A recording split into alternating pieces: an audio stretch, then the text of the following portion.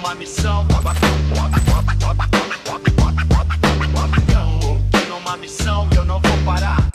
Oi, pessoal! Tá começando o nosso segundo episódio do podcast Relatos de Rua, onde a gente dá oportunidade e voz para as pessoas da favela e também para quem cria e transforma, né? E tem a missão aí com projetos sociais, na vida social, gera um impacto. E a gente está com uma convidada super especial hoje, nesse nosso segundo episódio. A gente ainda está, né, no mês das mulheres, do Dia Internacional das Mulheres. A gente trouxe uma mulher aqui incrível, com uma trajetória brilhante, que vai inspirar tanto eu, acredito, e vocês também aí de casa. A gente está com a Marli Teixeira, que é secretária da Mulher e Igualdade Étnico-Racial. Então ela vai falar um pouquinho para a gente da sua trajetória, de como chegou até o cargo, né, e acredito que inspirar muita gente. Primeiramente, muito obrigada, Marli, por estar aqui, né, por ter topado o nosso convite e pode se apresentar para o pessoal. Bom, eu sou Marli Teixeira Leite, mas geralmente é Marli Teixeira. Eu sou natural de Cornélio Procópio, uma cidade do norte do Paraná. Vim para Curitiba com 12 anos, 12 não, 16 anos. Eu recebi uma bolsa de estudo, né, para estudar no Colégio Bardal na época, foi em 1980, já faz tempo, né. E e eu vim ser atleta aqui de handebol. E aí, as dificuldades todas, né, porque hoje em dia é pouco pensável, né, uma jovem de 16 anos sair sozinha para vir enfrentar os desafios de uma capital. Mas, como na minha cidade, assim, não tinha muitas opções, na família também não tinha muitas opções, era mais o trabalho rural, né, que lá a gente chamava de boia fria na época, e todas as minhas irmãs já estavam trabalhando como boia fria, e fora do período de colheita, a opção era trabalhar como empregada doméstica. E eu queria romper essa bolha, né, e queria alguma coisa diferente para minha vida, então eu preferi vir enfrentar o desconhecido do que ficar no conhecido, que era aquilo que eu não queria.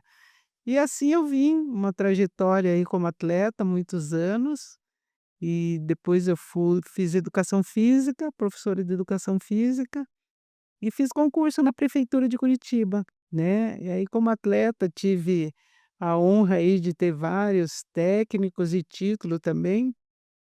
O título maior que eu tive na minha carreira foi como campeã sul-americana de handebol, né, da seleção paranaense, da seleção brasileira, e são títulos, né, que eu tenho muito orgulho, né, dessa minha trajetória aí como atleta.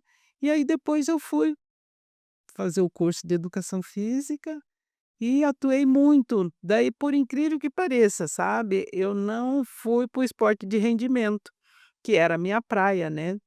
Eu fui para o esporte social, para projetos sociais, o esporte de inclusão. E atuei muito tempo na regional aqui nesse bairro onde está a sede, né, do instituto e da CUFA. Fazia parte do meu território, né, a Regional Cajuru. Por mais de 30 anos eu atuei muito nas comunidades periféricas, né, estimulando jovens, mulheres, adultos e crianças aí com projetos esportivos. E eu queria que você contasse pra gente, um pouquinho dessa Marli aí de 16 anos que veio para cá, saiu do interior e veio para Curitiba, né, e também um pouquinho de quanto que durou aí sua carreira de atleta até você ir cursar educação física. Olha, eu vim com 16 anos, mas eu já atuava em Cornélio, por isso que eu recebi o convite. Então, desde os 12 anos, eu participava de competições já, jogos abertos da cidade, jogos paranaense, enfim. E aí eu fiquei, aí na PUC Paraná, eu não passei na Federal, passei na PUC, e aí na época hoje, né, a Hum. universidade já é uma universidade que é um valor altíssimo, né, e eu não tinha também condições de cursar, né, de pagar essa faculdade, mas eles tinham bolsa atleta na universidade, né, então eu ingressei na faculdade com bolsa atleta. Aí fiquei 2 anos, eu entrei na faculdade com 20 anos, né, e lá eu continuei também competindo, porque eu recebi a bolsa para continuar os jogos universitários competindo pela universidade. E como bolsa atleta eu fiquei 2 anos. Aí, assim, eu vim de militância, né, de grupos, eu participava do grupos de União e Consciência Negra, e como jovem militante, aí a gente logicamente que faz todo o movimento com relação à busca da igualdade, né, da promoção. E eu fiz algumas ações, né, com o diretório acadêmico que não foi muito, aprovada pela universidade, eu acabei perdendo a bolsa atleta. E aí eu morava na casa de estudante, no Lar da Acadêmica de Curitiba, e fiquei, eu digo: "Meu Deus, e agora? O que que eu vou fazer?", né, eu tinha passado para o terceiro ano de faculdade e não tinha condições de pagar. Porque o tempo todo, sabe, do período de faculdade eu sempre trabalhei, mas estágios, aquele valor, mínimo, né, Que não porque dá para custear a vida e ainda a pagar faculdade. exatamente. Então, Real. assim, eu sempre trabalhei e isso é muito bom, sabe. O que eu posso dizer para os jovens é que tenham experiência para trabalhar, trabalhem. Trabalhem, porque vocês vão agregar muito à carreira de vocês. E eu saí da faculdade, daí eu consegui bolsa trabalho, né. Então eu vejo assim, para mim o fato de não ter preguiça, de ter disposição, foi muito importante, porque aí eu fiquei 2 anos trabalhando como bolsista na PUC, eu pagava a minha faculdade através do meu trabalho, e num outro período era para ter um mínimo, né, que a gente ganhava salário mínimo para poder se manter, e com isso eu saí da faculdade com 4 anos de experiências em várias áreas, né, e isso fez com que o meu currículo ficasse, mais, eu consegui concorrer muito mais com esse currículo, com essa experiência, com essa bagagem que eu adquiri. Então, assim, as dificuldades, elas são dificuldades, mas ao mesmo tempo são oportunidades de você se fortalecer como pessoa, de você ter experiências em espaços, né, que você, como estagiário, como menor aprendiz, você pode fazer isso e com mais segurança, e te leva uma maturidade, profissional, né. Então nesse período, antes de entrar na faculdade, eu também fui, eh tive o meu primeiro emprego na Caixa Econômica como a estagiária da Caixa, que eles também empregavam jovens, né, aprendiz para fazer esse trabalho. Então, o tempo todo eu trabalhei, estudei e treinei muito, né, para poder manter esses espaços aonde eles tinham me confiado como atleta, né. Então foi nesse inteirinho aí, nessa correria, que eu me formei, né, na PUC, e fui trabalhar depois de 2 anos trabalhando no setor privado, que aí com natação, né, trabalhei muito tempo com natação, trabalhei com natação para pessoas com deficiência, e isso vai dando muita sensibilidade, fazendo você entrar num universo diferente das pessoas que você convive, né, e isso é muito importante para gente como ser humano, né, de entender um pouco a realidade das pessoas, e essas vivências é importante para você levar para o teu dia a dia, para o teu trabalho, como é que você pode realmente atender melhor aquelas pessoas que estão ali e que vêm em busca do teu trabalho, né. E contando aí um pouco da sua trajetória, de que Marli jovem ali sempre esteve na correria para conseguir o seu diploma, para conseguir avançar. Você consegue falar para mim, qual que foi o maior desafio dentro dessa trajetória para conseguir ali seu diploma? Hum. Olha, os desafios são diários, né, os desafios são diários, porque, assim, pra gente que é mulher, né, então tem os desafios do gênero, tem os desafios da etnia, para uma mulher negra, né, para uma mulher pobre, porque eu morei que a gente chama de invasão, mas é favela, na Menino Jesus, né, que era o que eu tinha condições de pagar. né, então eu morei ali na favela, na invasão do Menino Jesus, ali no Centenário, muito tempo, então você tem moradia precária, eu trabalhando já na prefeitura, mas assim, carro você não tem, eu tinha que me deslocar rápido, né, então eu tinha uma bicicleta que eu amarrava, o meu som na bicicleta, né, o meu na época era aquele rádio, né, com fita e tal, e eu me deslocava de um local para o outro de bicicleta dando aula, né. Então, os desafios eles foram o tempo todo, né, de desafios, assim, quando eu trabalhei numa empresa e que, todos os servidores que trabalhavam em período de colônia de férias fora do seu horário de trabalho, recebia hora extra, e eu não recebi. E eu fui perguntar, né, porque era um outro horário de trabalho,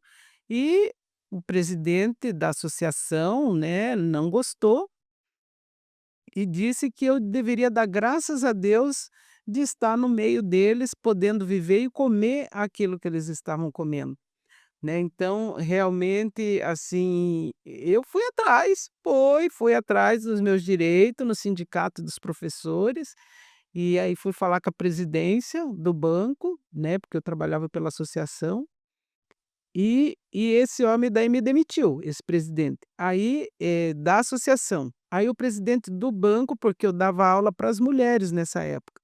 Se eu era treinadora dessas mulheres, era as comercíades que tinha, que eram os entes comerciantes, né, que o Sesc promovia.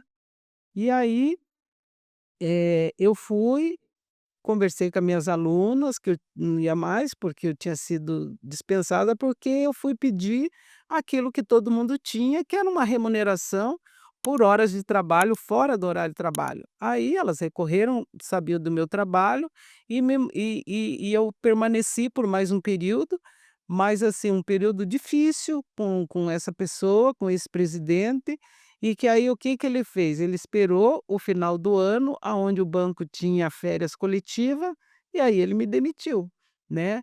Então assim, o tempo todo em vários locais, né, eu trabalhei numa escola de natação que eu era a única que ficava dentro da água o tempo todo. Né, então era uma situação de você ter cistite, porque muito frio, de você ter que estar comprando maiô o tempo todo, porque o cloro, né, desgastava muito, e aí você tem que estar apresentável para desenvolver a sua aula, né. E eu que ficava a maior parte do tempo dentro da água, né, para fazer os atendimentos. E aí a hora que daí vai falar: "Olha, não é possível remanejar e coisa e tal", né. "Ah, não, realmente você não serve", daí foi dispensada, né, em função de pedir um pouco mais de qualidade de trabalho, Você né, era a única professora que tinha que ficar o tempo todo, dentro da água. e os outros professores Do lado s de fora, né, então assim, que aí eu auxiliava muito as pessoas que tinha trauma de água, né, as principalmente síndrome de Down dos deficientes, né, e eu que ficava o tempo todo, porque essas pessoas tinham muito medo. Então, o fato de ter um profissional dentro da água, nessa metodologia da escola, auxiliava muito para que essas pessoas perdessem o medo. Né, então era um trabalho, assim, muito digno, muito válido, mas não precisava, né, uma única pessoa ficar o tempo todo, né, então assim, o que ganhava, que era um salário diferente também, era para você repor maiô e comprar remédio para combater as infecções urinárias que eram sistemáticas, né. Então o fato quando eu vim para o serviço público, essas questões salariais, elas deixaram de acontecer, porque o servidor público dentro da carreira, ele tem o valor salarial que todos recebem, né. E aí foi esse período que, eh, a nível nesse quesito ficou bacana, mas a nível que nem aqui o Cajuru, na época que eu vim, não tinha absolutamente nada, era uma região, assim, que inundava bastante, as pessoas sofriam demais, né, com as enchentes, né, e aí a gente ficou esse período todo aí atuando junto com todas as secretarias, desenvolvendo projetos. Então teve um projeto muito, muito que deu um up para a Regional do Cajuru, que é uma metodologia que veio do Canadá, Community Beautiful, que é comunidade bonita.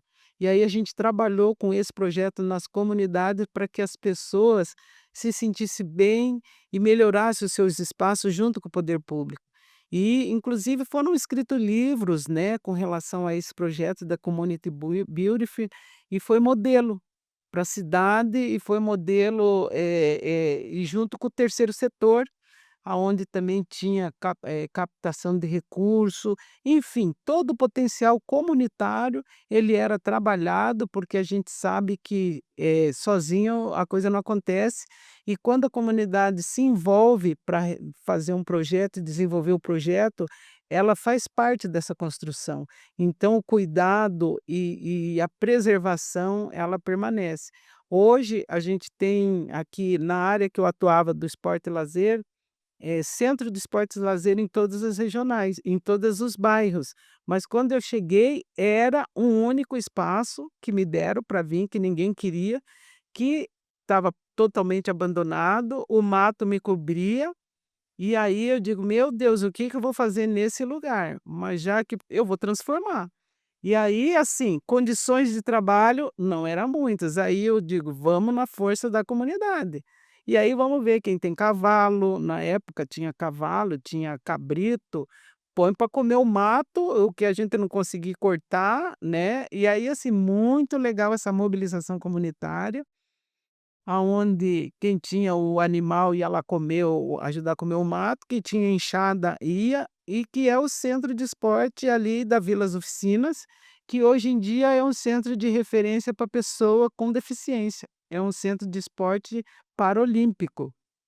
E o fato da gente ter, feito esse movimento e a comunidade veio junto, é o que está aí agora, né, então assim, alguém tem que começar, alguém tem que se unir, a gente tem que se fortalecer para que tenhamos futuro diferente, que a gente tenha aquele futuro que a gente quer. E aí, essa mudança que às vezes a gente busca no outro, às vezes é a gente que tem que fazer essa mudança, né. E muitos espaços hoje em dia no Cajuru, a gente tem aqui no Jardim das Américas o Centro de Esporte Caio Júnior, a gente tem lá no Peladeiro um complexo esportivo que na época que eu cheguei só tinha cancha de areia, né. E quando eu saí aqui do Cajuru, eh, Você eles ficou quantos anos aqui? 30 anos. Nossa, Nesses intervalos eu saí, fui para a regional do Boa Vista e voltei. Então assim, as transformações sociais, elas são lentas, né. Eu sou a favor, sabe, de que o poder tenha, que as pessoas possam ter uma rotatividade, uma troca, mas que não seja tantas, mas que tenha o suficiente para que as políticas realmente elas consigam ser implantadas e permanecidas, porque quando tem uma rotatividade muito grande, não dá tempo. A hora que um começa, o outro chega: "Ah, isso aqui não é bom", muda, "Ah, não sei o quê". E com isso é desgaste de recurso e sofrimento, né, para a comunidade. Então assim, os desafios sempre foram muitos, porque aí você veja, a gente tendo aqui, se não tinha equipamento de esportes adequado, imagine na comunidade nas beiradas de rios, né, aonde nem professor concursado, a gente não queria ir trabalhar com essa população. E aí a gente desenvolveu muito com os voluntários, né, porque aí a gente vê assim, a gente tem na comunidade sempre muito potencial, muita gente que quer fazer. Ela precisa de pessoas, que nem agora eu vejo aqui a CUFA, sabe, que dá esse suporte. E na hora que eu atuei, quando eu atuei aqui, a gente escrevia projetos para a lei do incentivo, porque eu digo, ele está lá fazendo um serviço que o poder público deveria fazer. E ele sim. está lá somando com a gente. Então a gente tem que minimamente dar as condições para que essas pessoas possam nos auxiliar a desenvolver as políticas públicas. Então, quando eu saí aqui da regional, nós tínhamos muitas comunidades, né, que se desenvolveram, de lideranças que se tornaram lideranças da comunidade, mas iniciaram no esporte. E eu digo, se eu estou à frente liderando um grupo, sendo da área do esporte, por que que o voluntário que está ali desenvolvendo uma atividade não pode ser a liderança da comunidade? Pode sim, porque ele já deu um primeiro passo, né, para que essa construção, essa mudança aconteça, né. E eu queria que você falasse, né, 30 anos ali trabalhando, assim, na regional, acredito que passar por lá, ver, dá um sentimento de gratidão, né, e ver que aos pouquinhos, lentamente, consegue transformar um lugar. Sem dúvida, eu sinto muito orgulho, né, porque eu sou moradora aqui da regional, então eu não advoguei em casa Hum, própria, mas logicamente se você não consegue mudar o que está seu próximo de entorno? você, então você começa pelo seu entorno, né, e muitos projetos aqui do Cajuru passaram a ser que nem quando eu vim para cá não tinha, a questão do trabalho de política de gênero, né, e aí nós começamos a trabalhar com essa questão da mulher fazendo eventos e que não eram aceitos, porque quando você chega num local que ainda não está preparado, você tem resistência, né. E aí, eu digo, você tem que ser que nem a água, né. E aí eu trago, assim, ensinamento dos ancestrais, ensinamentos da religião de matriz africana, da qual eu sou iniciada desde 88, tenho 36 anos, né, o orixá não me deu caminho para a vida sacerdotal, mas eu vejo que o sacerdócio, ele não é só dentro de um templo, o sacerdócio não é dentro só de uma igreja. Você pode ser sacerdócio ou exercer o seu sacerdócio na sua vida, né, pública ou familiar. E eu para mim o meu sacerdócio foi na minha profissão, né, no sentido de, fazer essas transformação, paciência, resignação muitas vezes, porque, diante de tantas dificuldades, cada um tem uma forma de reagir. E para mim, eu já tive reações violentas, eu já tive reações silenciosas, eu já tive e aí vem o aprendizado. Aonde você vê que o tempo é o senhor do destino, e que tem tempo para tudo. E às vezes você tem que porque quando você é jovem você quer tudo muito rápido, Para ontem. para ontem, né. E aí eu digo assim: "Nossa, mas quanta coisa que a gente já recebeu". Esses que vieram, que nos antecederam, o que eles passaram? O que eu passei para construir alguma coisa junto com as pessoas foi difícil, mas não dá para comparar com os outros nossos, ancestrais, os meus avós, né, que não tinham direito à escola, que mulheres que não tinha que tinha que casar cedo e não tinha direito a estudar, ter uma profissão. Então, assim, temos muito que avançar em tudo, com certeza, sempre tem espaço para evolução humana, né, mas, não é no sentido da gente se acomodar: "Ah, tá tudo certo, tá tudo bom", não, não é assim, né, nós precisamos avançar, tem muita coisa. Enquanto tiver pessoas passando fome, enquanto tiver pessoas que não têm uma moradia digna, tem espaço sim para que todos se unem para lutar. Tem muito o que fazer ainda. Tem muito o que fazer. Então assim, eu, agora como secretária, quando tem essa agenda de entrega de casa, menina me diz: "O que que você vai fazer lá?" Eu digo: "Eu vou sentir aquela energia", porque eu demorei muito para ter minha casa própria. Eu já morei em cabeça de porco, que a gente chama, né, que é aqueles terreno onde tem várias casas, aonde não tem saneamento básico e dormindo no chão, porque não tinha cama. O bercinho era do meu filho, e a prioridade era ele, que eu fiquei mãe solo um período. E tinha assim, sabe, uns ratos do tamanho dos preá. Eu digo: "Se eu largar esse guri no chão aqui, um rato desse arrasta para lá para fora", né, de tão grande que era os ratos aonde eu já morei.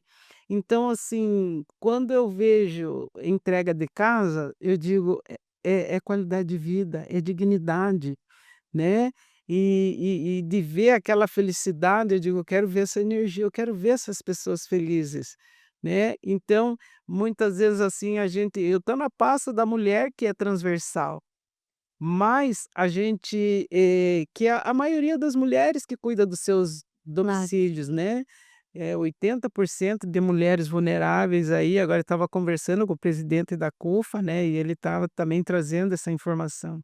Então a gente vê essas mulheres conseguir ter a sua moradia, é uma conquista coletiva, cara, sabe. De repente você vê as pessoas, assim, que morar, sabe, você sair do trabalho e chegar na tua casa, eu mesmo, até hoje, eu chego na minha, eu digo: "Ah, é, E a só casa? minha Nossa. capote, meu pai, eu sou ô cabeça meu pai, obrigado pela justiça na minha vida", né.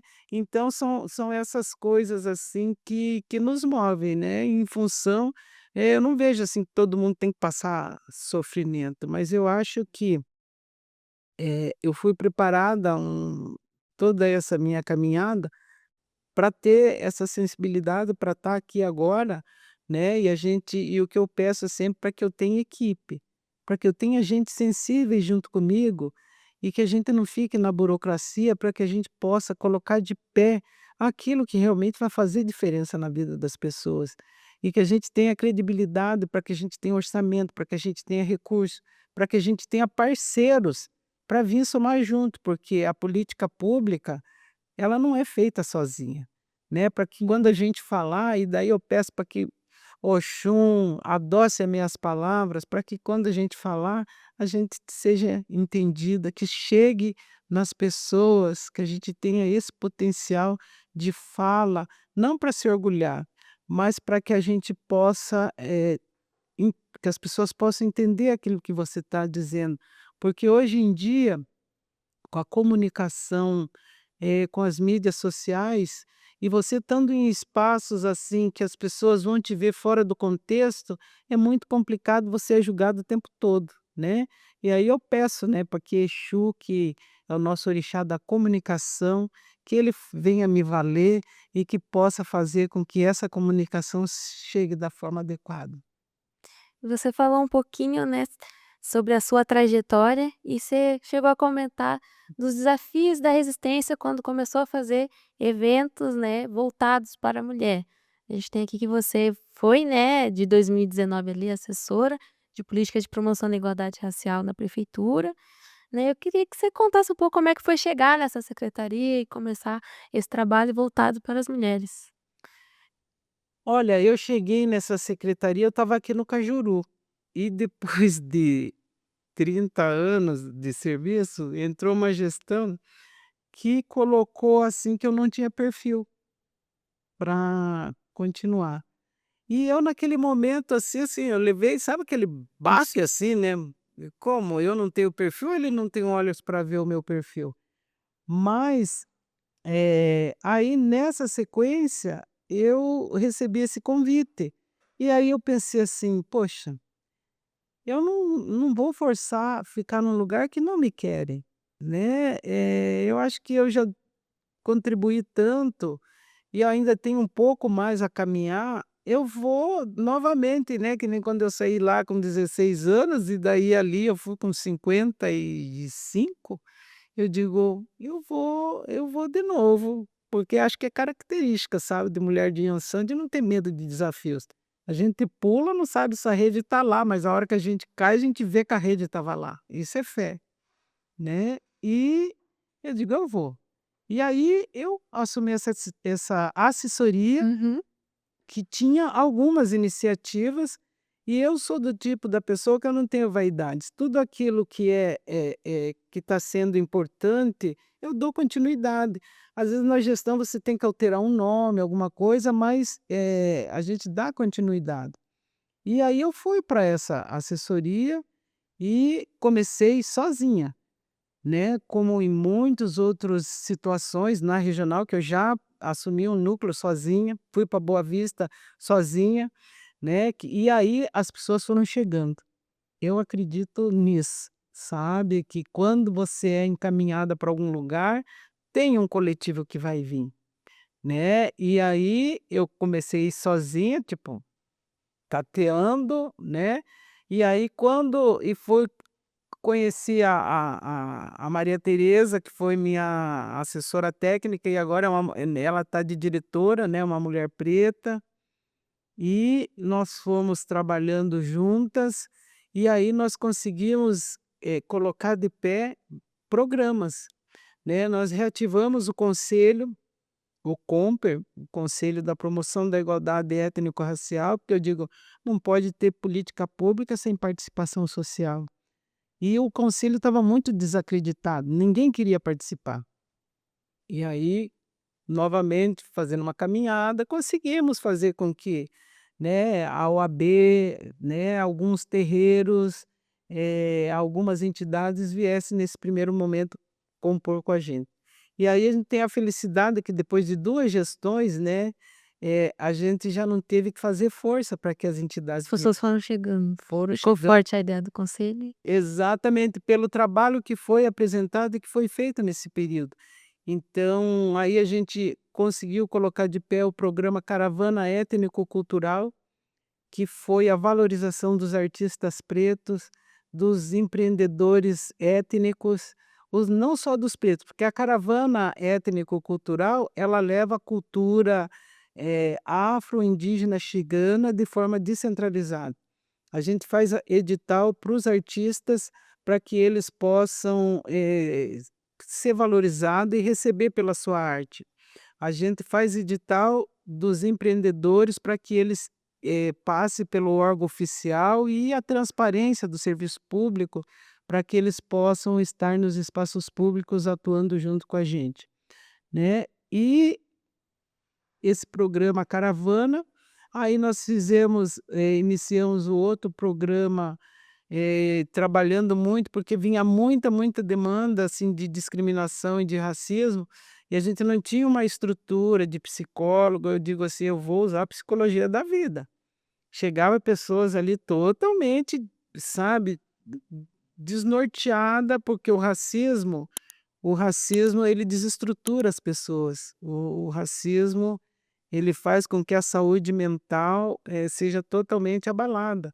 E aí eu fazia atendimentos, mas assim, sem conhecimento teórico, né, aquela coisa do acolhimento, da escuta ativa humanitária, aí você vai pela intuição e tratando do jeito que você gostaria de ser tratado. Então, em cima dessas vivências, eu digo, a gente tem que ter um centro. A gente tem que ter um centro que atenda, que tenha profissional e coisa e tal. E com isso, a gente criou o centro de referência, né, Enedina Alves Marques, que foi a primeira engenheira negra aqui. Trabalhamos num espaço provisório, né, porque também assim, não adianta achar que você já vai chegar e já vai sentar na janela, não é bem assim. Então eu digo, vamos mostrar o nosso potencial, o nosso resultado do nosso trabalho para que a gente possa ter um espaço físico. Então, em novembro do ano passado, nós inauguramos ali na rua Paula Gomes, acho que é 35, 325, a gente inaugurou o Centro de Referência Enedina Alves Marques, aonde é o acolhimento para as pessoas vítimas de racismo e para também os terreiros com vítimas de intolerância religiosa, com orientação, atendimento psicológico e acompanhamento jurídico, né, orientação jurídica. Aí a gente mais um pouco caminhando, aí a gente via assim, nossa, mas como é que a gente dá visibilidade para tudo que essa população fez por essa cidade?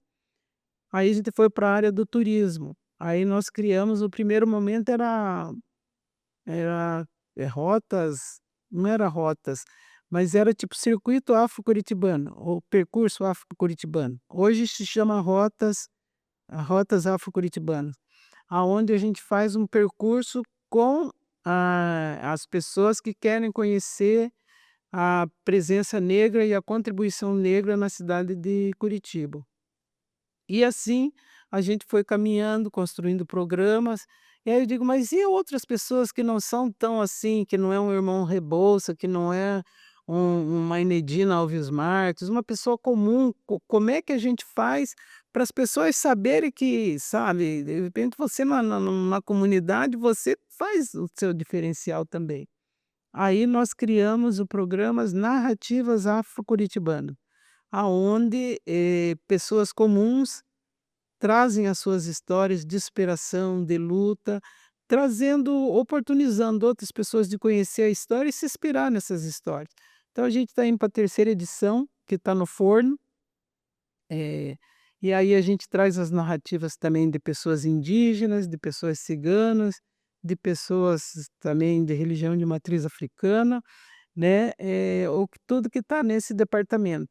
Da mesma forma que a gente tem nas mulheres lá também, essa forma de perpetuar essas histórias, que é o Vire a Página, que são mulheres que passaram por violência e foram institucionalizadas, né, capacitadas e conseguiram sair do ciclo de violência e viver a sua vida. Então, a gente tem feito esse trabalho aí, né, por isso que eu digo que eu vejo que as experiências que a gente tem na vida é porque lá na frente você vai ter um desafio maior, né, para que você possa estar fazendo a diferença, né. Quanta coisa bacana você fez, né, eu não tinha noção, porque eu não sou de Curitiba, eu sou do interior de São Paulo, então não tem tantas coisas assim de Curitiba que às vezes chega pra gente, e que tá chegando há pouco tempo na cidade. Mas um trabalho incrível que você realizou sendo, assessora de políticas e programa de igualdade racial da prefeitura, porque eu vejo que você via de fato eu acho que para realizar um trabalho assim, você enxergava realmente as pessoas, porque tanto no trabalho de quem sofreu o racismo, você enxergava as dores dessas pessoas, mas também via que também não é só isso que nós pretos temos que curar e viver, né. Ainda tem o reconhecimento e enxergar e mostrar que Curitiba tem muita presença negra e muita coisa foi feita. Então tá muito esse diálogo e esse trabalho que eu consigo perceber, tanto de enxergar as dores, mas também de colocar os holofotes luz, né, sobre o que o povo preto faz, que é muita coisa bacana. E eu queria que você falasse, né, você vai falar também um pouquinho do seu trabalho ali, agora na secretaria, de quais são esses desafios, você já falou do Vire a Página. Então, antes de eu perguntar mais a respeito diante dessa trajetória, eu queria que você falasse dos projetos que estão aí agora na Secretaria da Mulher.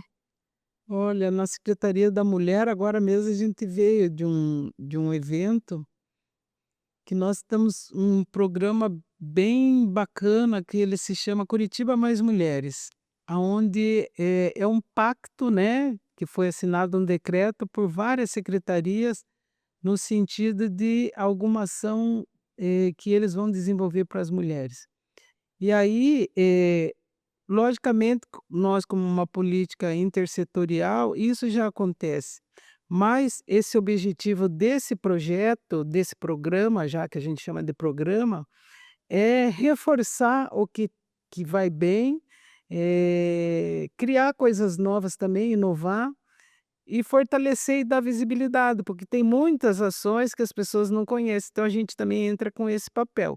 Agora, nesse mês de março, né, está acontecendo muita coisa, mas o interessante desse projeto, desse programa, é que ele não é só para o mês de março, ele é para a Contigo. vida da mulher para todos os dias, né? Então, que nem hoje. Hoje a gente teve o segundo workshop da região metropolitana, né, com elas, e que são mulheres gestoras que estão na região metropolitana e nas secretarias da mulher, ou de departamento, ou assessoria. E essa troca, o objetivo são essas trocas para que uma conheça um pouco mais da realidade da outra, porque não tem como uma capital atuar com uma política como essa descentralizada. Você veja que nenhuma mulher que sofre violência na região metropolitana, elas são atendidas aqui na Casa da Mulher Brasileira, em Curitiba. Porque é na capital que tem a casa, né, estão sendo criados alguns outros equipamentos, mas isso ainda não é a realidade. Então a gente tem que estar dialogando, né, com esse território que nos que são nossos vizinhos. E esse encontro de hoje, né. Aí a semana inteira, o mês todo, você veja com a FAS. A FAS é um programa onde a mulher entra pelo CRAS, né, que é o CRAS que estão nas periferias da cidade, e ela faz uma trilha de conhecimento a partir do momento de uma avaliação psicossocial, aí aonde ela vai fazer uma capacitação, ela vai cuidar da autoestima, ela vai, realmente dar entrada no mercado de trabalho. E aí nesse mês de março, é interessante, assim, os resultados, as histórias de quantas mulheres que passaram já mais de 400 mulheres, e logicamente, né, tem aquelas, assim, que se destacam muito, se tornaram liderança comunitária e passaram por cargos eletivos e foram eleitas, né. Então, assim, a gente vê quantos programas interessantes que a gente tem, né, que nem da saúde. A saúde tem a trilha da saúde da mulher, que acontece no sábado, que é um horário para o atendimento, das mulheres, que é um dia que ela está lá, de repente de folga, que tem alguém que possa ficar com a criança ou que alguém que possa cuidar, ficar com alguém que ela cuide, porque o cuidado, ele é exercido muito pelas mulheres, né. E aí a gente vem, né, nesse trabalho tanto dentro institucional, com outras secretarias, como fora também, né. A gente tem um outro curso, né, Empreendedoras da Beleza, junto com o Boticário, com o governo do estado, com a CEMIP, aonde as mulheres têm um mês de capacitação e elas saem com uma maleta do Boticário para dar continuidade, porque muitas mulheres fazem a capacitação, mas não tem o recurso, né, para o O material para começar. para começar, né. E aí você veja que a gente trabalha com as mulheres, mas também olhando os homens, porque, eles que são os agressores, né, eles que maltratam, que assassinam as mulheres. E aí nós estamos assinando com o TJ, né, os grupos reflexivos, esses homens já são condenados pela Lei Maria da Penha, eles usam tornozeleira. E aí a gente faz todo um trabalho com eles de reflexão mesmo, com relação a essas atitudes, né, para que eles não voltem mais.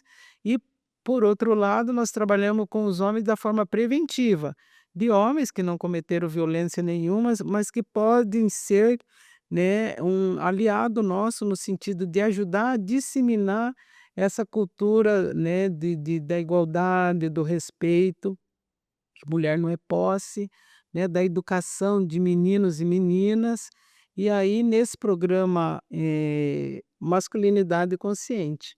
Então, são trabalhos aí que a gente vem desenvolvendo fora, né, o que já faz parte da rotina, são palestras, né, em vários espaços, elaboração de materiais, de cartilhas, com relação à proteção da mulher, ao combate à violência, as datas comemorativas que nós trabalhamos também, né.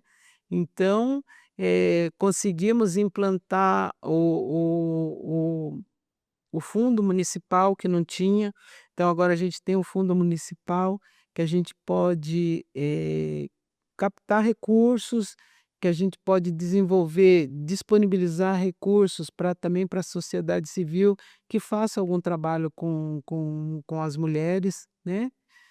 São algumas ações aí desse primeiro ano nosso, né, de gestão.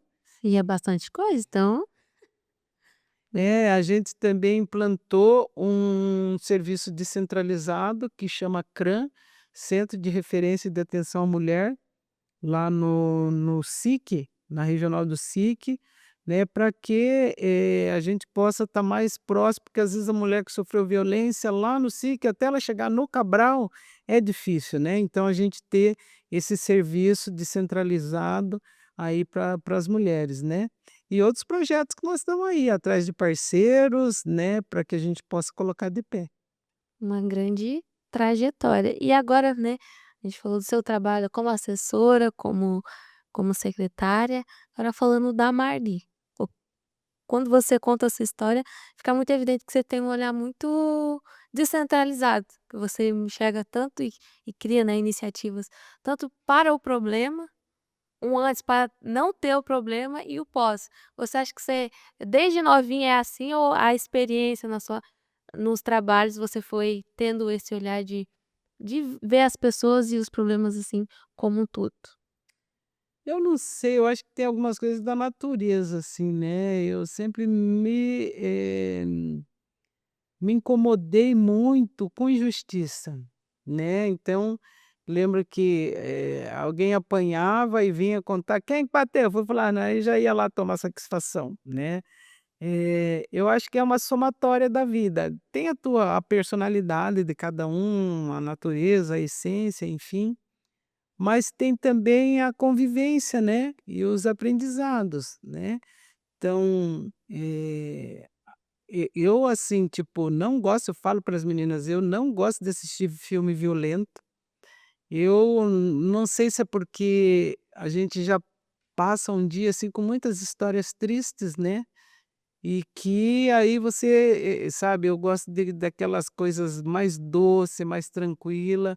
A pessoa: "Ah, o Mundo de Alice", falei: "Não, não é, porque a minha vida é dura", né, mas eu não tenho que ficar lutando o tempo todo, sabe, eu tenho que o guerreiro tem que ter um momento de deixar a espada num canto ali, entendeu, para que ele possa se refazer para o outro dia, né. Então eu vejo que isso vem de uma caminhada, né, de muitas e muitas coisas aí que a gente passou junto, e eu sempre tive, nas dificuldades pessoas, né, pessoas que estenderam a mão, então eu digo: "Se eu recebi essa mão, como é que eu não vou?", né, eu vejo, assim, que a gratidão é uma coisa, assim, que você tem que exercitar ela sempre. Porque senão você se endurece, você se torna egoísta, né. E eu vejo que eu sou uma pessoa extremamente grata, né, pela vida, por tudo, e uma pessoa grata, né, ela quer ser, sabe, Só tá amar. exatamente. E você falou que, né, sempre se incomodou com injustiça, e em toda a sua história você sempre fala: aconteceu alguma coisa com você, você ia atrás dos seus direitos, das suas coisas. E então e nunca parou, mesmo com os desafios, mesmo levando não, você seguia e continuava, você não baixava a cabeça. O que que você acha que te move, sempre te moveu a continuar e correr atrás? Porque a gente sabe, no mundo que a gente vive hoje, quem dirá um tempo atrás, é muito difícil ser uma mulher preta, estar em espaços e ser escutada. Quase sempre ou sua queixa, quem dirá reivindicar um direito seu, é uma afronta, né, é uma afronta, meu Deus, quem que ela pensa que é? Não era nem pra ela estar aqui, quem dirá tá reivindicando um direito seu.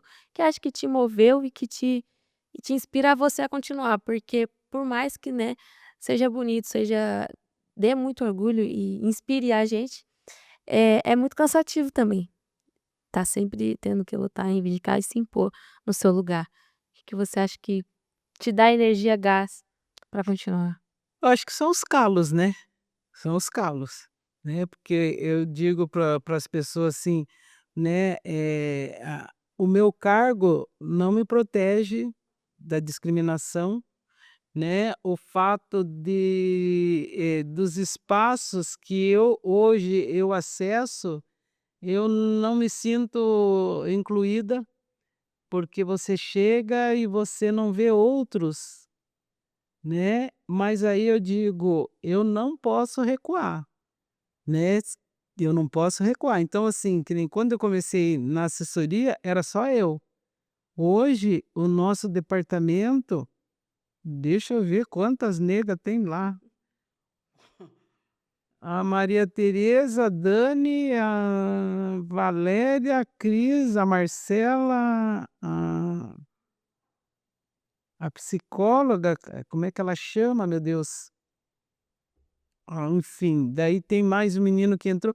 Então, e você veja, não só da etnia afro, mas indígenas também, que a gente tem 2 indígenas, que estão com a gente, faz parte da equipe e que são responsáveis pela casa de passagem indígena. Ah, e também eu esqueci de colocar, que foi o centro de referência, mais a casa indígena também, que a gente conseguiu conquistar esse espaço, logicamente, com a luta dos povos indígenas, né.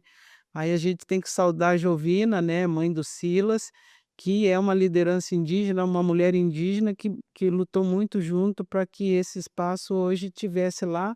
Não é o ideal, a gente sabe disso, mas hoje é um espaço que abriga e acomoda os povos indígenas. Da mesma forma que a gente também tem um espaço aonde a gente quer que a população cigana de Curitiba seja recebida com dignidade. E a gente está nessa vivência, nesse espaço lá no Bairro Novo, um acampamento cigano que aí vai ser o acampamento oficial para quando a população cigana chegar, o território já reconhece aquela comunidade, e aí a gente já tem toda essa conversa intersetorial com a saúde, com a educação, enfim, com os serviços públicos, para que possa atender, quando a população cigana chegar, elas possam ter o atendimento adequado para as suas necessidades, né. Então eu vejo que essa sensibilidade é que faz com que você queira que, ao seu entorno, né, as pessoas que estão sobre a sua responsabilidade nessa política, né, que tem um atendimento humanitário, né, e que já recebem muita, porrada da vida, né, por que que a gente vai fazer vistas grossas? Por que que a gente vai fazer de conta que não está vendo o que está na cara ali, né? Então, eu vejo que as pessoas também não são colocadas nos espaços só para sentar numa cadeira e dizer que eu sou secretário. Eu tenho isso muito mais, assim, com uma responsabilidade muito grande, mais do que o pessoal fala: "Ah, você tá, agora você tá por cima, não sei o quê". Não, eu tô muito preocupada. Eu sou uma pessoa que eu fico muito o tempo todo muito preocupada, porque eu tenho que deixar legado.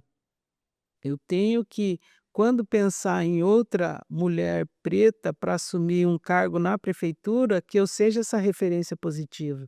Então, assim, eu quero deixar esse legado para as outras gerações que estão vindo aí e que essa caminhada toda que a gente fez possa servir dessa referência, né? E eu acho que é isso. Acho que tá no caminho certo, desse legado.